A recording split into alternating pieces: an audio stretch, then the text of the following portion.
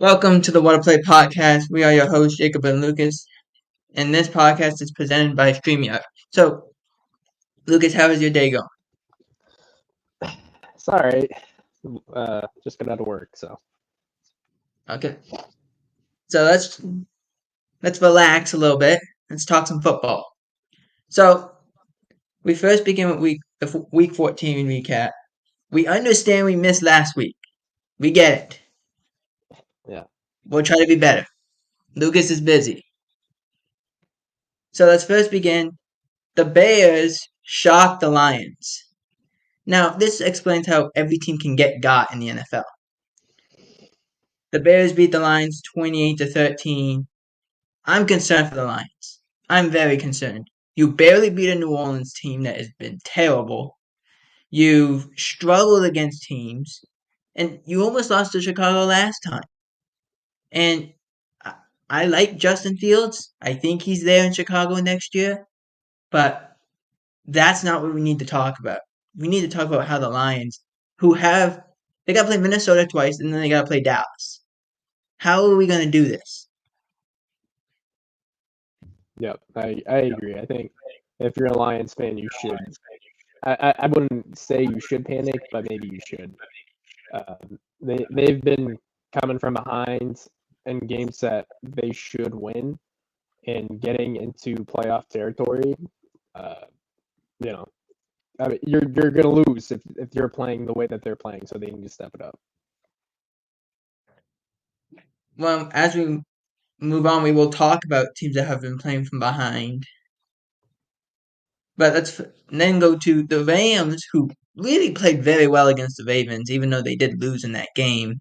The Ravens beat the Rams 37-31 in an overtime game. Well, let's be honest. Matt Stafford wasn't the reason you lost that game. No. It was just Baltimore being Baltimore and nearly losing at the end. That's all you can say. Puka Nacua was great. I mean, if you had a tight end, maybe something happens. So I'm not exactly sure how to look at this.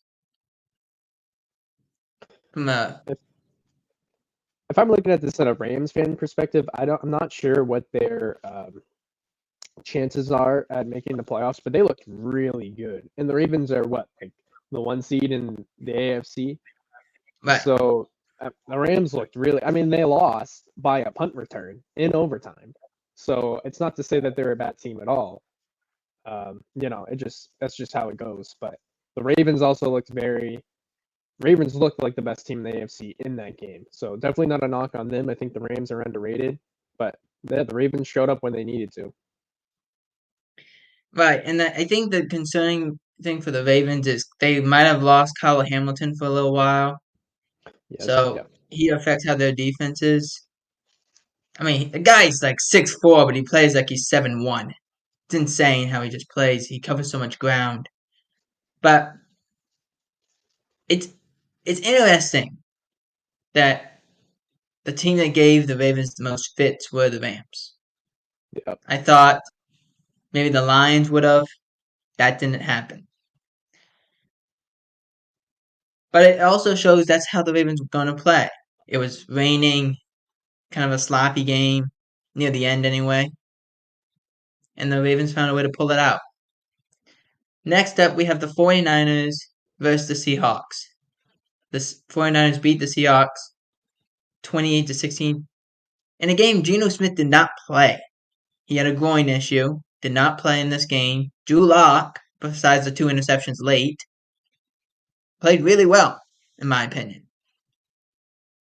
No real warm-up time. And Do you know if Gino will be back for? They're playing what, the Eagles? The yes, Seahawks they this play the week? Eagles on Monday. Yeah, on Monday. That was the game that the Patriots and Chiefs were flexed out of. Yeah. Eagles, Seahawks in Seattle. Will Gino be playing? So there hasn't been any official word on but I would assume he's going to play in this. Okay. I have a question of what's the NFL going to do about DK? second ejection, what does the NFL want to do? Yeah. Because without him, they're a much different team. The way he dominates. He was playing pretty well against Travarius Ward, who's one of the best corners in football. Yeah.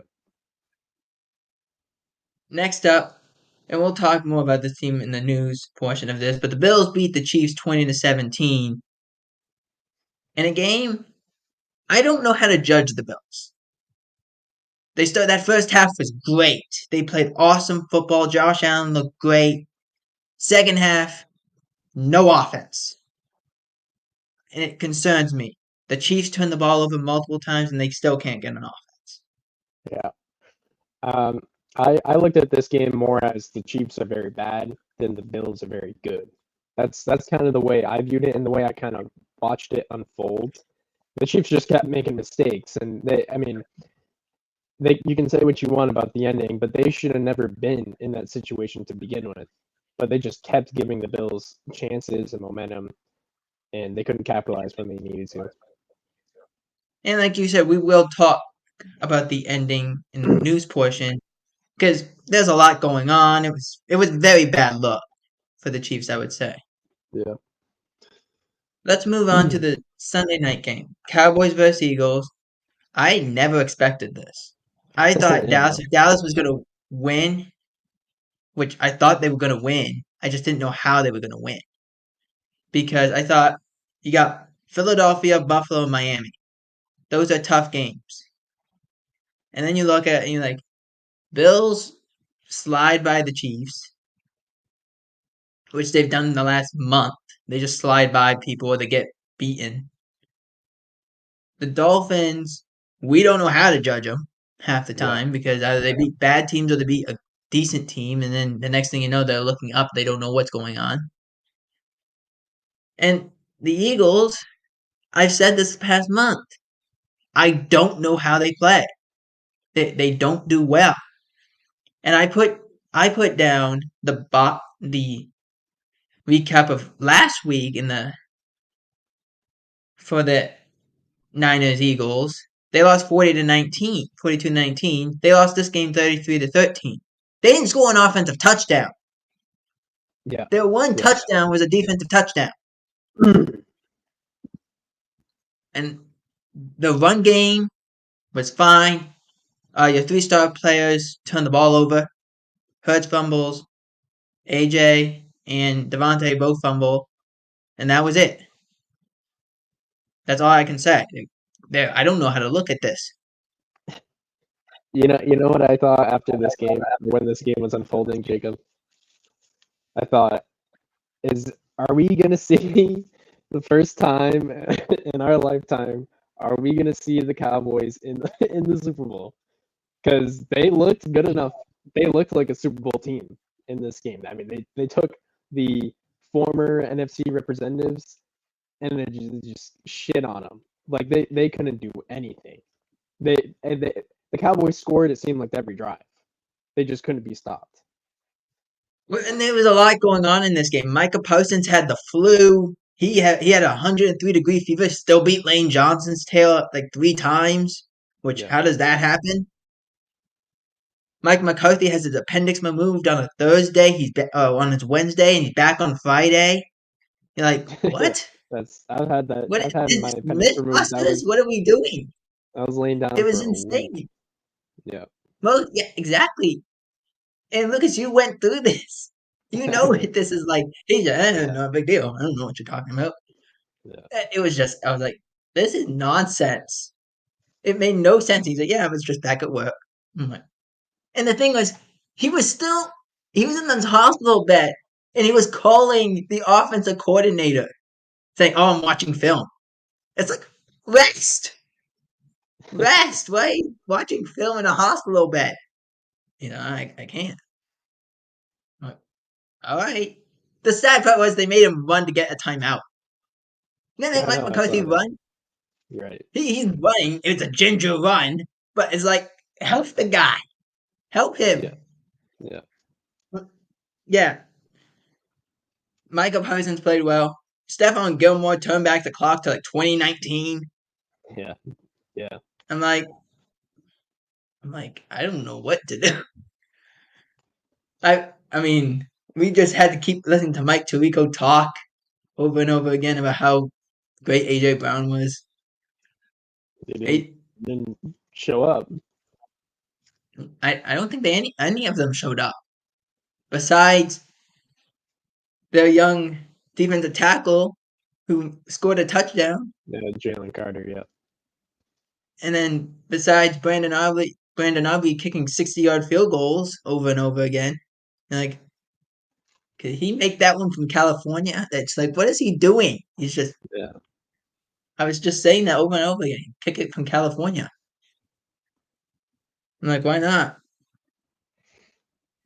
But again, I didn't expect that kind of an outcome. It just explains how good Cowboys are at home. They've won 15 home games in a row. That's why I don't know how it's. I mean, the Cowboys still have a low chance of getting the 1 seed, but home field advantage in the playoffs is almost a must.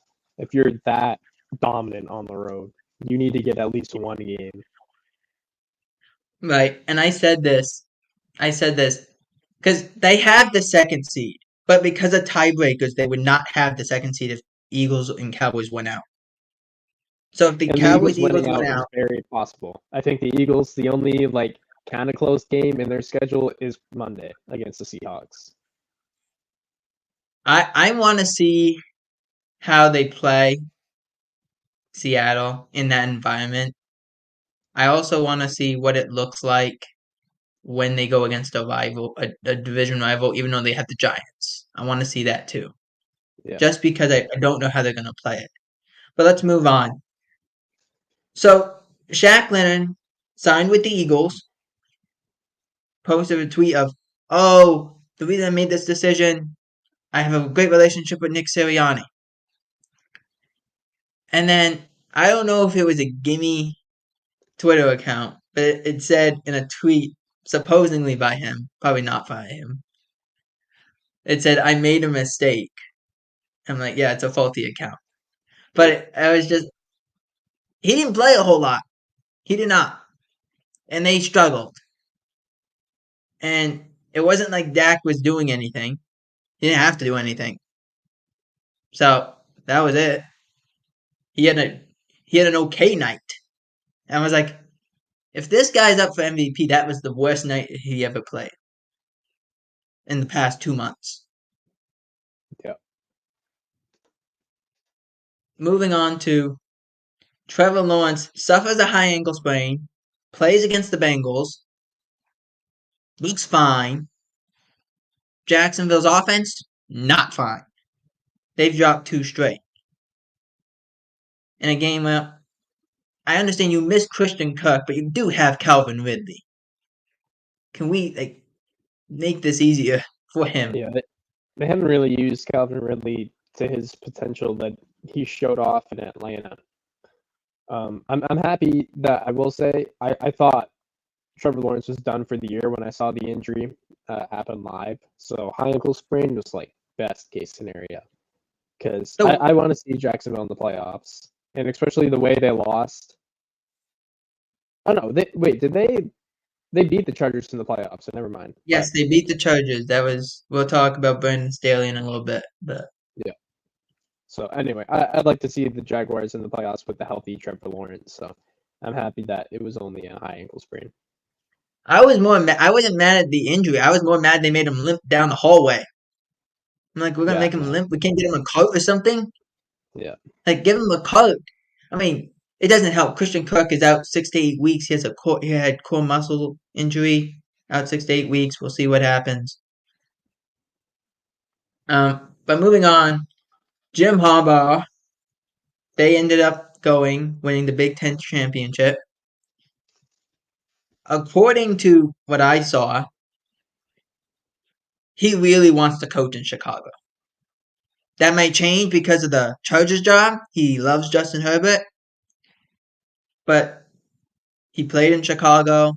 Bill Polian was there in Chicago when Harbaugh was there. That, to me, is his best spot. just my opinion, is Chicago. That's his Oh, best spot. I wonder if he believes in Fields or maybe he wants a new quarterback over there. I don't know. Well, they do have the option that Carolina's been so bad they still have the number one pick and they can make the playoffs. Yeah, that's That's crazy. insane. Yeah, Moving. This is. I don't know if you saw this. It was all over the place. In the 49ers Eagles game, 49ers Dre Greenlaw, and I just put Eagles staff. I'm not going to give him credit for deciding to go take umbrage with a player. yeah, But Eagles security get into a little argument. Head security was not allowed to be in the Cowboys Eagles game. Different places have said different things that this is the outcome that the NFL decided, and other places have said that the investigation is still ongoing. So we're trying to do with the horse's mouth at this point. But I didn't like this. To me, I thought this affected the game. To me, it was unnecessary. I'm like he wasn't even near the coach, which is his job to protect the coach.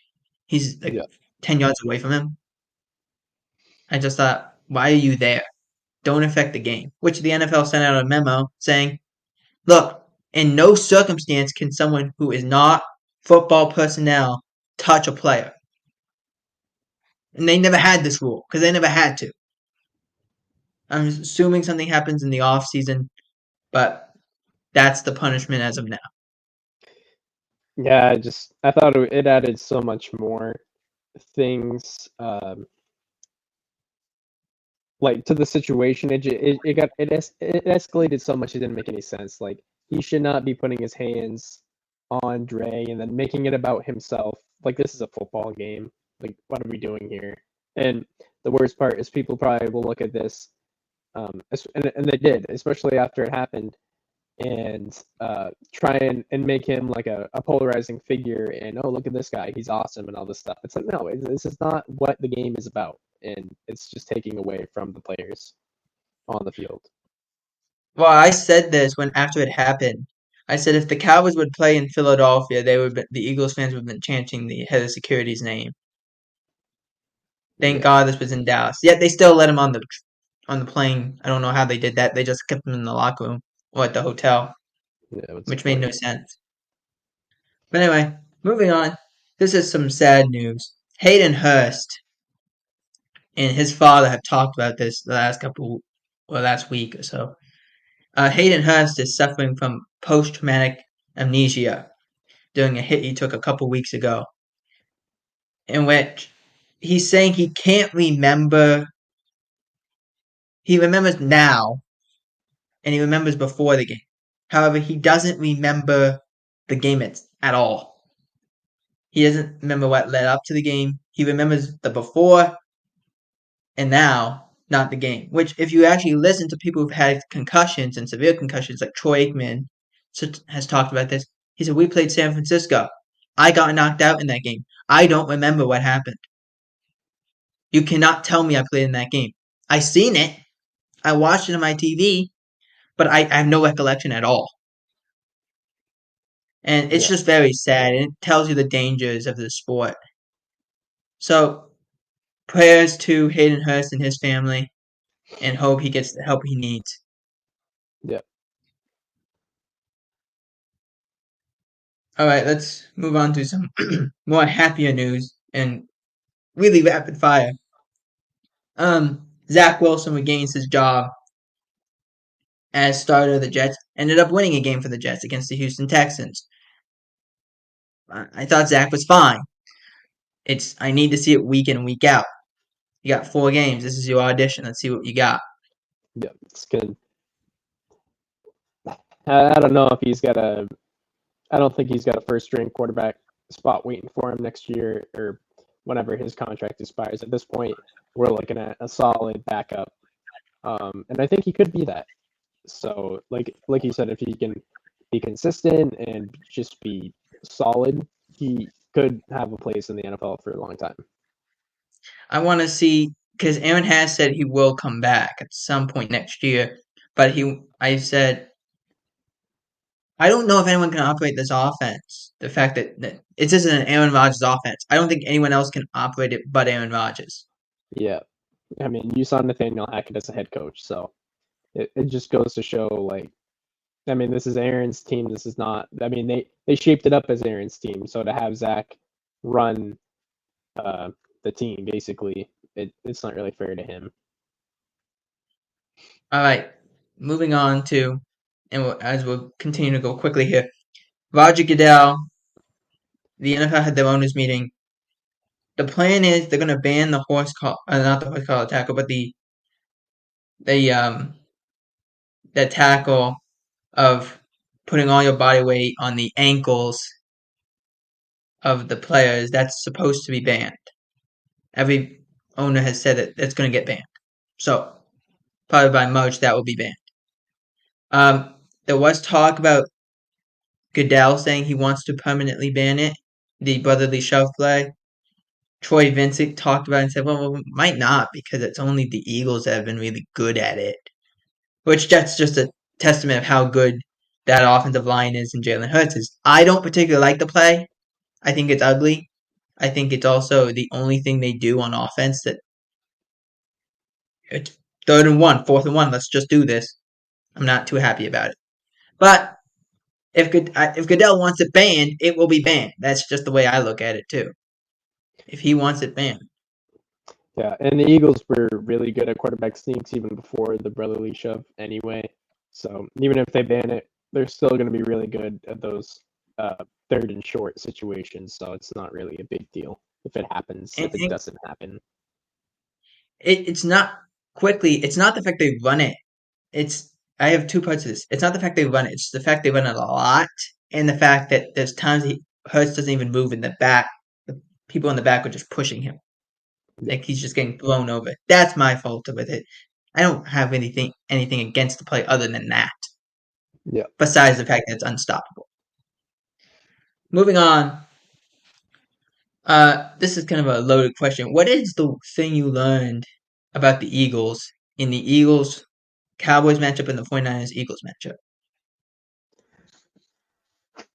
I don't know. I think there. I think you're seeing this is what happens to a lot of teams, especially if they go to the Super Bowl and the next year they regress. So you saw how dominant they were last year in all their games. You know, like they were an unstoppable team. And this year, even they kind of look like the Vikings last year. So you know how like the Vikings would be in really close games and it'd come down to the end, but they'd always come out on top. And the Vikings had a great record. And of course they did nothing when it came to the playoffs.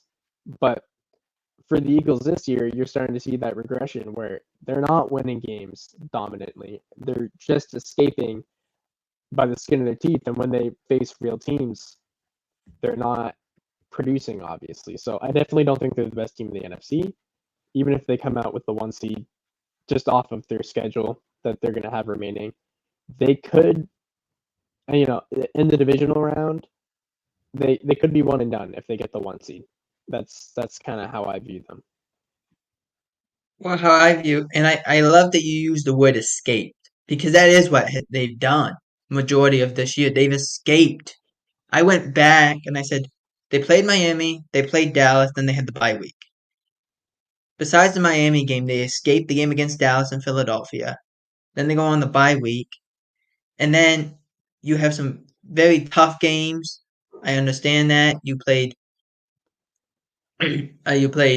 Buffalo, you played San Francisco, you played all these teams and and Cowboys after. You played a lot in a very short period of time. And I understand that. I think we said this a lot about the Cowboys early in the year, and you heard this all around. The Cowboys were going to bully inferior teams. How are they going to play against good teams that are on their level? San Francisco, and I really believe it's a classic. San Francisco's here. I'll try to put this in frame. San Francisco's here, and the other teams are down here. Cowboys, Eagles are down here, and it's whatever else. So I really think San Francisco is so much better, and I think if your team's like Philadelphia or even Dallas, your might only best bet is to make sure you're at home for those games. Which I said Philadelphia needs. If they win out and Dallas wins out, Philadelphia wins the division. I want to see them play Seattle in Seattle. How do they show up? How are they going to cover DK Metcalf? Those corners have been scrutinized the last 2 weeks. I want to see how they cover DK Metcalf, Jackson Smith, and Jigba and Tyler Lockett. And then let's see what we have because you have the easiest schedule remaining. If you lose one or even two, you're playing the Yeah, 4th seed, which is no, you're right on the one like seed discussion for sure. exactly. And I think the order that you had it is correct. It goes Niners, best team in the NFC, Cowboys, because obviously the Niners destroyed the Cowboys earlier in the season, and then Eagles.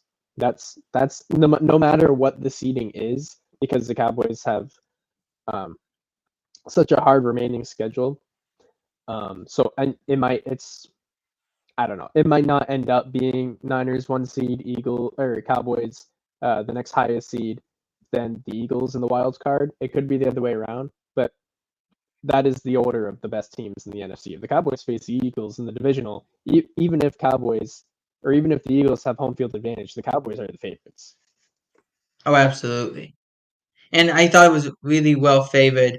When the Cowboys faced the Eagles were 3.5 point favorites. When the Cowboys faced the Eagles in Dallas, it was 3.5 point favorites for the Cowboys. So I thought that matched. That's how perfectly matched these two teams are. Yeah. All right, let's move quickly. Joe Flacco, and I really wanted to put all kinds of things.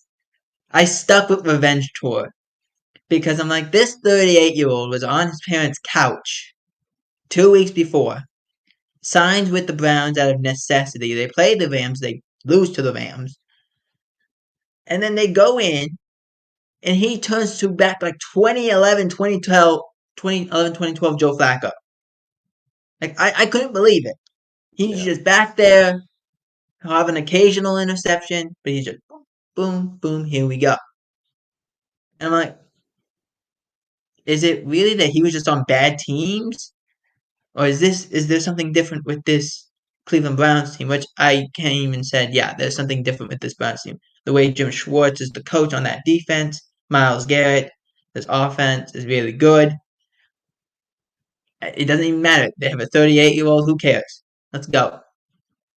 Yeah, I'm happy about it. I've always liked Joe Flacco, so I'm happy that they're making a playoff push or whatever they're doing. So I'm here for it.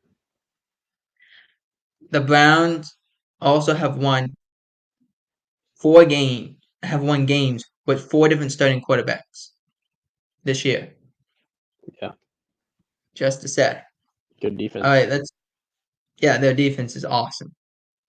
Let's move on. Justin Herbert out for the remainder of the season with a broken finger. And man, Brandon Staley could have used him yesterday, as Brandon Staley was fired at 12 o'clock this morning. I honestly could not believe this. How did they let him back on the plane?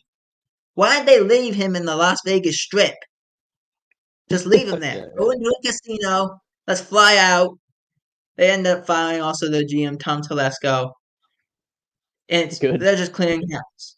good. Now, before you go, I want to say this: the people they named, I laughed when I saw this. This the interim head coach is a defensive assistant named Giff Smith, and Look, their replacement GM for the time being is JoJo Wooden. I mean, Doesn't it sound like fictional characters? it's not It just a sounds like book by its cover. Maybe they'll win the I don't know. Well, they can't they'll win the win Super Bowl. the greatest names award or something. We'll make an True. award. 'Cause it's like, what is happening? No, I thought it was gonna be Kellen Moore, to be honest with you. But then I looked and you're like, man, you gave up 42 in the first half, and you had no offense. I mean, I get it. It's Easton Stick, and you have no Keenan Allen, but at some point, I mean, Austin Eckler is like first down. Dude, you're down 56. It's Yeah. 56. You can't just go and say first down. They 56. played a Raiders team that got shut out the week prior. They put up They got nothing. shit on. They lost 3-0. And then they put up They put in 56. Nick Mullins, and Nick Mullins was playing great. It was. It was a great backup in San Francisco. Nick Mullins. I'm surprised they let Brandon Staley back on the plane. That's all I can say. When I saw he wasn't fired this morning, I'm like, okay, Dean Spanos, do we need like one of those people that can decipher your information? Like they Yeah. do, now you know sign language. We get like a monkey or something. We gotta do something. This doesn't work. I was like, I thought they were gonna fire him before they got him on the plane, or as soon as they got off the plane. It had to be soon because there was no chance. You can't. You lost 63-21. There's no excuse at that point.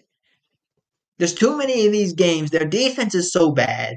You're a defensive coach and your defense is this bad. That has Khalil Mack and Joey Bosa. That should not happen.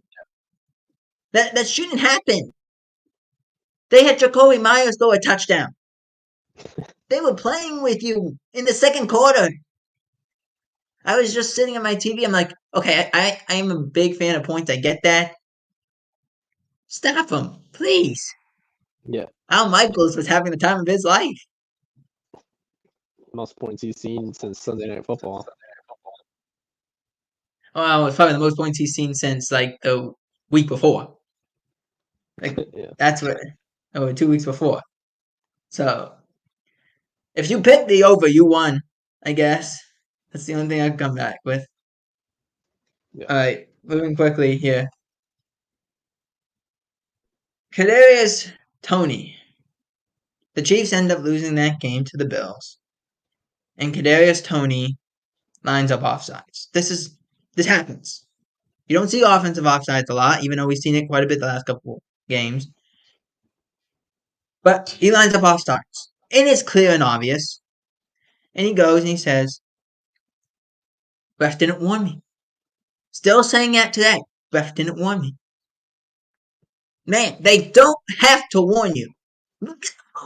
They don't have to warn you. It says in the rule book, if there's offensive offsides, you don't have to be warned by the official. They can just throw the flag. And he threw the flag immediately. And if you see the video, he looks over, gives a thumbs up, and before he would even have time for a referee to give him a thumbs up, he looks away. Like he looks over, then he looks away. So you had no time to even see if you were on sides. You just made you just swiveled your head. So there was absolutely he definitely didn't get confirmation that he was on sides. And I will say, I get where they're coming from, where Dan Orlovsky showed all these plays where Kadarius Toney was offsides and they didn't call it. I don't know why they called it there, but it's not like the play happens and then they called the flag. You know, you see that a lot in the NBA where it's like they won't call a penalty and then they see that they actually made it and then they'll throw the penalty or they'll blow the whistle, whatever. Well, my whole they didn't know Yeah. in that situation that Kadarius Toney, that everything that happened was going to happen. Okay, so it's not like they were doing it out of spite, just to send him back. You can't. I don't care how many times he was doing it, and then they just called him then. Maybe they didn't realize it up until then. It doesn't matter. What's important is that you were breaking the rules, and then the people who enforce the rules called you out on it, which is their job. And we complain about them not doing it all the time, or doing it in situations when they're not supposed to. So let's appreciate it when they actually call a penalty when it's a penalty, and not say that they shouldn't call it because the play was really cool. Oh yeah, I saw a video about that though. It's we were gonna call the penalty because Kadarius Toney was offsides, but sorry, Bills fans, that play was really cool. So we're gonna pick up the flag and let it stand. That's not what's gonna happen. What annoyed me more was the fact that Mahomes was so upset. Yeah, It's clear and obvious. He's offside. Andy Reid's upset Patrick Mahomes is upset, and the one thing they talk about in the press conference is, oh, that's a cool play. It won't be on Travis Kelce's Hall of Fame video. Who cares? Who cares? It's the It play. doesn't It's also the matter. players who do the Hall of Fame video. The NFL has no upbridge with that. They don't care. Yeah, and If you want to do Andy Reid, one-handed catches, go for it. I don't even care with Mahomes. Like, whatever you would. Well, even after in the press conference, it was like, come on. But like in the game, he's throwing his helmet and stuff. Whatever, I get it. But like Andy Reid after the game, like, come on, you know football. You know, like you can't just like it doesn't even make sense what he was trying to say. They just all looked like a bunch of, I mean, just like crybabies after the game and just kind of showing like what they're trying to say is, hey, it's not me and Patrick's fault because our receivers just fucking suck. But they can't say that because they gotta go and play with those receivers. So they're gonna pretend like that's not the problem. But the issue is the receivers cannot play football. And this is what happens, and this is what I hate when Chiefs fans are like, oh, we're a dynasty. It's like, okay, well, you're not a dynasty. Like, a dynasty isn't about, because plenty of teams can become really good, and they can get good teams, and they can sign people to, they can have a lot of cap space one season, sign a bunch of people to like 5-year deals, whatever, and they can win a Super Bowl. They could win two. But what makes you a dynasty is when you got to start paying people because you can't pay everyone. So you pick this person that I'll pay you, but I'm going to let you walk. Both are really great players, but you can't keep both. That's what makes you a dynasty. Is throughout all of the turmoil of having to let go good players because you can't pay them because you paid your quarterback $500 million or however more he's making now. Throughout all of that, all of those things, you can still win. So you can win with like Tom Brady did all the time.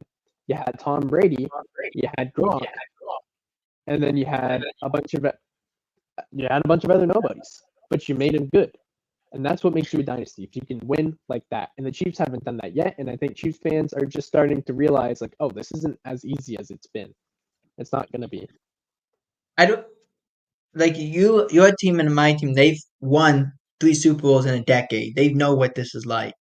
3 is a The dynasty. Cow, yeah, the Cowboys did it 3 and 4 years, and that was without a salary cap. I don't need to Yeah. bore you with the salary cap story. I could do that another time. But and I'll probably do it on my YouTube show next week. But with the thing the Patriots did well was in a salary cap era, take players who were not necessarily the best players.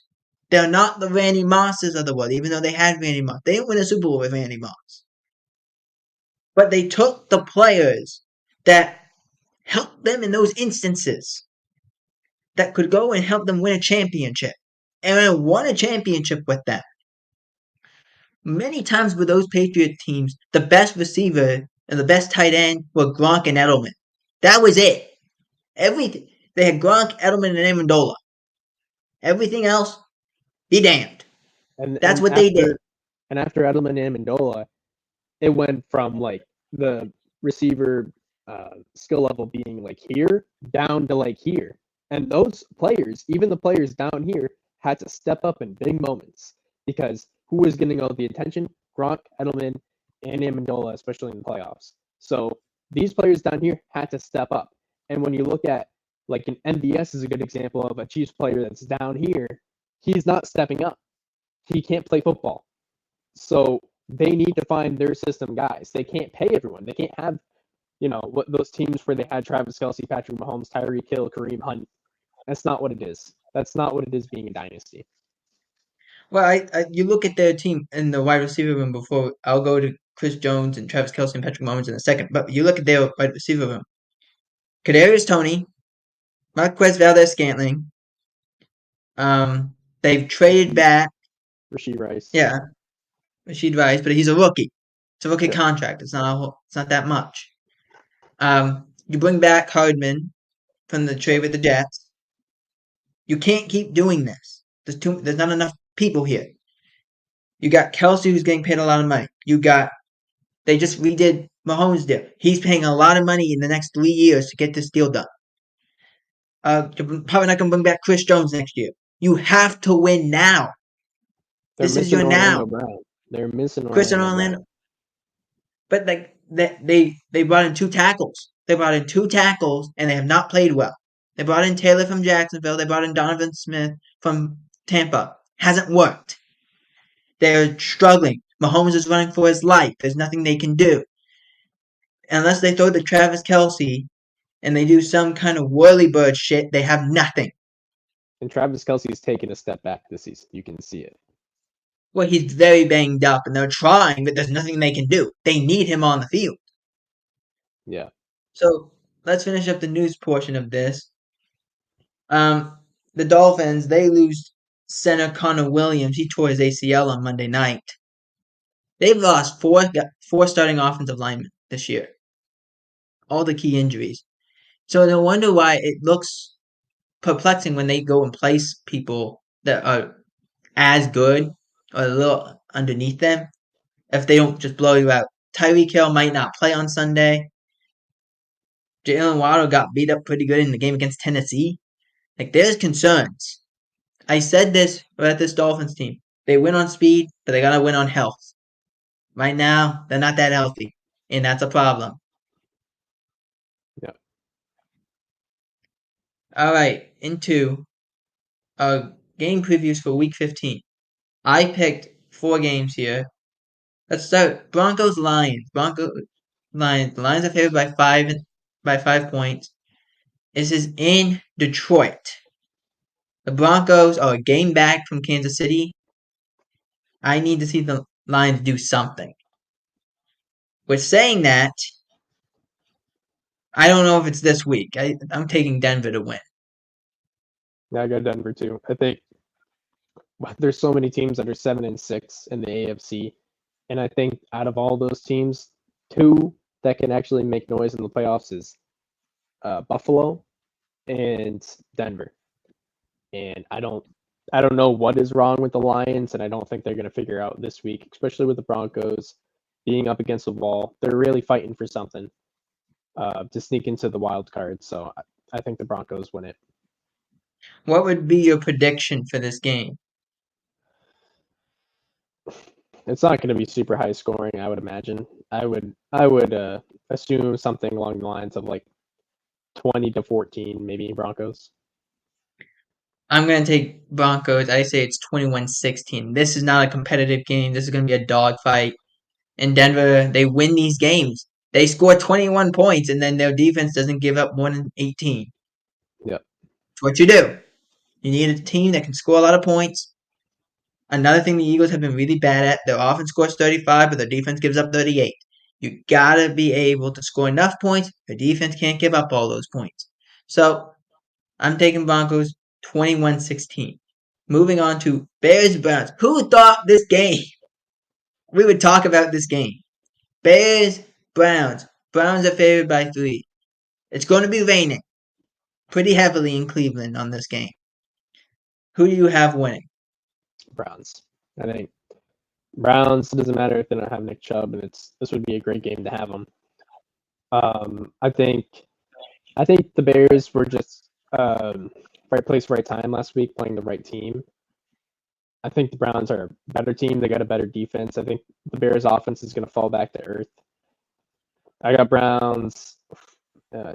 Another one where it's not going to be super high scoring, I imagine.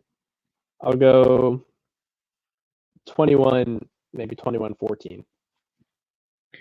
I'm with you. I think the Browns win. I don't know if it's the Bears offense that falls back to earth. I think it's just you got Myles Garrett and you got Zadarius Smith. They're playing their tails off. And I like what Jim Schwartz does with that defense. I like the fact that they move Myles Garrett everywhere. I think they win. It's an ugly game. It's gonna be ugly. There might only be like a total of 20 points scored in this game. I think the Browns win 14. I'm going to say there's about 24 points in this game. The Browns win 14-10. Moving on, Cowboys versus Bills. This game has fluctuated from 1.5. I have it at 2. Deal with it. It's going to be raining in this game too. I've been looking at the weather report and what it's going to be like in Orchard Park. light rain, windy, typical Buffalo game, basically. It's either raining, it's snowing, or it's windy. Usually it's all three. Who do you have winning? I think it'll be close. I think if you're looking at both teams, you would think the Cowboys would blow the Bills out, especially the way the Bills have looked. I think the Bills are, especially after the big win last week, and like I said, same thing with Denver, backs up against the wall. I think it's going to be scrappy, and I think Josh Allen's going to make some plays where it looked like the Josh Allen of old. I don't think they beat the Cowboys. I think I think the Cowboys are just a better, more consistent, well-rounded team, and I don't know. I do think it'll be high scoring. I'm gonna go 28-24 Cowboys. That's a similar score to what I have. I have the Cowboys winning this game as well. My thing, and I want to see this, can the Bills have a consistent offense throughout the game? How are you going to deal with Michael Parsons, and how are you going to deal with the CD Lamb? That's my biggest question. Brandon Cooks is a little hobbled. He had an ankle issue. Should be fine. Stephon Gilmore, Cowboys have had going through illnesses right now. Gilmore has an illness. Going to be fine. Going to play. So, my question, I think, if I'm Buffalo, is at what point does Von Miller look back? He had that Kansas City was his best game, but he's I think 2 weeks back, 2 weeks from before coming back. But I got Dallas winning. It's scrappy. It's going to be raining. Who Hyde, that Bill safety, might not play. He has a neck stinger. Didn't practice yesterday. Didn't practice the day before. We'll see if he plays. I have Cowboys winning. I don't have it a high scoring game. I think this is going to be a turnover fest. I really do. And it's going to be also a lot of flags thrown. These teams are the most penalized teams in the NFL. Dallas is second, and Buffalo is fifth. So it's a flag show. I don't know who the referee is in this game, but he's going to have a field day. But I have the Cowboys winning. And again, always comes back to Bills are playing close games, and they don't win these close games. Cowboys win 27-24. And our last game, Eagles versus Seattle. The Eagles are actually 3.5 point favorites. I have it down as 3.5 points for the Seahawks, but it's 3.5 for the Eagles. Who do you have in this game, Lucas? Assuming that Geno Smith is playing, which is a big, it definitely. I think for me, if Geno Smith plays, that completely changes the outcome. If he does, if he doesn't, I think the Seahawks win. I think this is a game that the Eagles should have. The Eagles are a better team. The Seahawks are a good team. I think the Eagles are a threshold higher. I think, especially after whatever happened to their offense last week, I don't think they believe in themselves. I think it's starting to get to a point where Eagles players are going to get frustrated and they're not going to know what's going on. If Pete Carroll can come with a good game plan and Geno Smith is the quarterback, I think the Seahawks can win a close game. So I'll go Seahawks 24, Eagles 20. We've both on the same side on this one too. I think Seattle will play this game like they played Dallas. Quick passes, get the ball out. If DK, I first think that the NFL has to figure out something with DK Metcalf at some point, whether it's in the offseason, now, whenever. It has to happen sooner or later. This is getting ridiculous. But I think it's Seattle. It's loud. The way if DK Metcalf goes off in this game, and he might, if they put him against some of these corners, they don't tackle very well.